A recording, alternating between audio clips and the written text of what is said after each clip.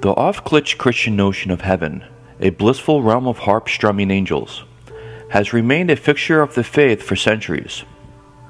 Even as arguments will go on as to who will or won't be saved, surveys show that a vast majority of Americans believe that after death, their souls will instantly ascend to some kind of celestial resting place. But the truth is, heaven is not open to us yet. The dead sleep till the second coming of Christ. There will be two resurrections. The first will be when Jesus calls those loyal to the Ten Commandments and testimony of Jesus Christ, which we read in Revelations 22:14, who are saved, which is to those who sleep, are dead, and those who are still alive to meet him in the air. Behold, I show you a mystery. We shall not all sleep, but we shall all be changed in a moment, in the twinkling of an eye, at the last trump. For the trumpet shall sound, and the dead shall be raised incorruptible, and we shall be changed. Then we, which are alive and remain, shall be caught up together with them in the clouds, to meet the Lord in the air, and so shall we ever be with the Lord. Blessed and holy is he that had part in the first resurrection. On such the second death had no power, but they shall be priests of God and of Christ, and shall reign with him 1,000 years. I tell you, in that night there shall be two men in one bed. The one shall be taken, and the other shall be left. Two women shall be grinding together. The one shall be taken, and the other left. Two men shall be in the field. The one shall be taken, and the other left.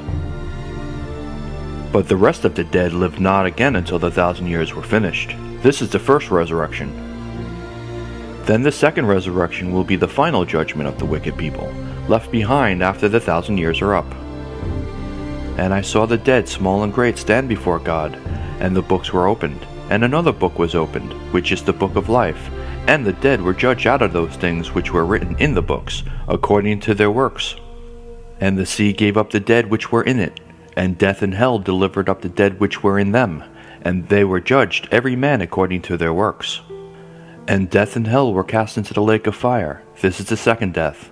And whosoever was not found written in the book of life was cast into the lake of fire. The second death will be complete destruction of body and soul back to oblivion.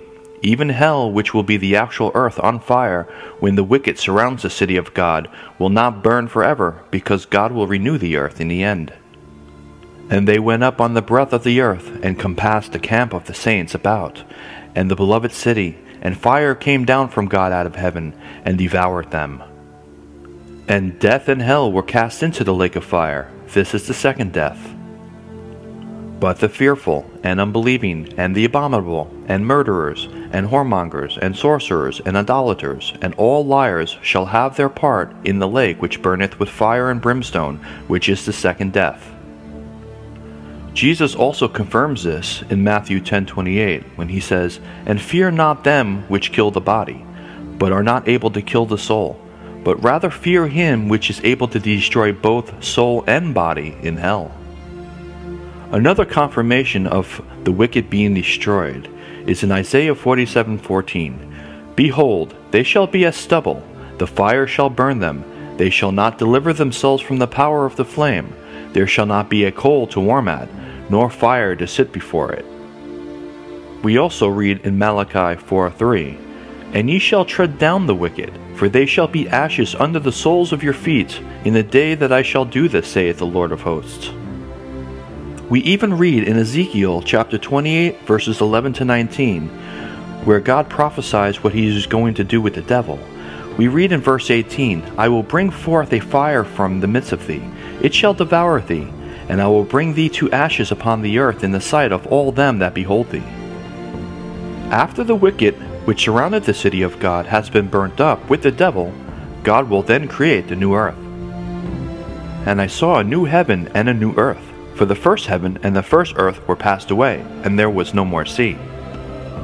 And God shall wipe away all tears from their eyes, and there shall be no more death, neither sorrow, nor crying, neither shall there be any more pain, for the former things are passed away.